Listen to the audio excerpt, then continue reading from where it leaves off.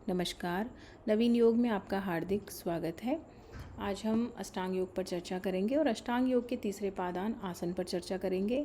इससे पहले की वीडियोस में हमने यम नियम को जाना, इसके साथ ही यम और नियम के क्या फल होते हैं उसकी भी हम चर्चा कर चुके हैं।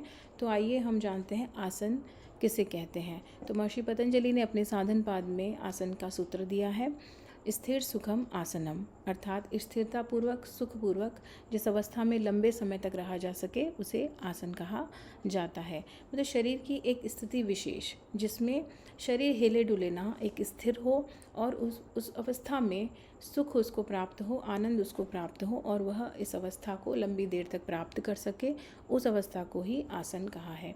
इसमें कोई विशेष आसनों के नाम नहीं दिए गए हैं, ये एक सूत्र के द्वारा बताया गया है कि आसन को कैसे परिभाषित किया जा सके। इसके साथ ही आसन के 3 सूत्र दिए गए हैं, जिसमें पहले सूत्र में तो आसन क्या है बताया गया है, उसके बाद आसन की सिद्धि और उसके बाद आसन के क्या फल होते हैं उस पर चर्चा की गई है।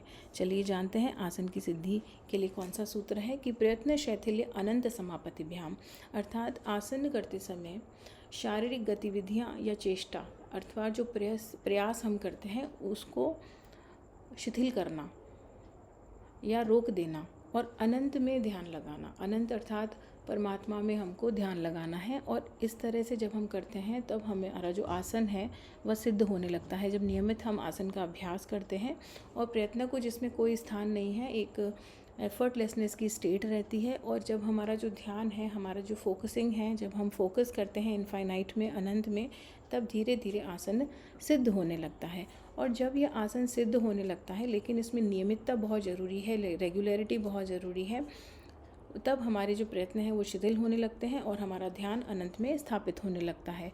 इसके अलावा महर्षि पतंजलि ने फल की चर्चा भी की है कि जब हम आसन करने लगते हैं, जब हमें सिद्धि प्राप्त होने लगती है तो हमें क्या फल प्राप्त होता है। तो ततो द्वंद्व न भिघात, अर्थात ततः का अर्थ होता है आसन सिद्ध हो जाने पर। नियमित जब हम आसन करेंगे आसन सिद्ध होगा और उसके सिद्ध हो जाने पर हमें कोई भी द्वंद्व नहीं सताते, हमारे शरीर पर उसका जो प्रभाव है द्वंद्वों का वो समाप्त हो जाते हैं। तो चलिए देखते हैं द्वंद्व कौन कौन से होते हैं। जैसे सर्दी, गर्मी, भूख अत्यधिक लगना या प्यास, लाभ, हानि, कोई भी जीवन में जय आ जाए, पराजय आ जाए, सिद्धि असिद्धि, इस तरह की जो भी बातें होती रहती हैं उसमें ये जो द्वंद्व है वो हमारे शरीर पर या हमारे मन पर अपना प्रभाव नहीं होने लगता। धीरे धीरे उसके आघात से हम बचने लगते हैं और कष्ट उत्पन्न नहीं होते। तो आसन की देखिए कितना अच्छा फ़ायदा है हमें कि सारे द्वंद्व समाप्त हो जाते हैं और द्वंद्वों में सर्दी, गर्मी, भूख, प्यास, लाभ, हानि, जय, पराजय, सिद्धि असिद्धि, इस प्रकार के कोई भी द्वंद्व व्यक्ति को नहीं सताते हैं, मन एकदम शांत हो जाता है। तो ये इसका बहुत ही महत्वपूर्ण फल है जिसकी प्राप्ति हमें धीरे धीरे होने लगती है। आज की वीडियो में इतना ही। आज हमने आसन के बारे में जाना, आसन की सिद्धि के बारे में जाना और आसन के क्या फ़ायदा हमें हो सकता है, हमें कोई भी द्वंद्व नहीं सताएंगे।